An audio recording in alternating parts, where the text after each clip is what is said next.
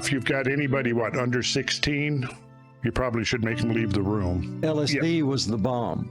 Changed everything. Well, it was. I've always said that there was two huge factors that made the late 60s what it was. And that was psychedelics and the Vietnam War. Because the Vietnam War was huge on the psyche, I think, of our generation. If the hordes of whoever, the Viet Cong or whoever it might be, came over in their boats, because they didn't have airplanes, so it would have had to have been boats. If they rode over across the Pacific Ocean and invaded us, then I might have been called up. The war was no joke. No, the war was no joke. And if you weren't into the war and didn't want to go to the war, I had a number of people helping guys shoot off their toe, trying to, like a mock suicide, taking a whole bottle of aspirin, and they'd do anything to get out. But this one guy in art school, and he got drafted in the induction center. This was in Athens, UGA. And he came to me and he said, man, I can't do this. I can't go. And I said, well, look, here's a little pill. Take this 45 minutes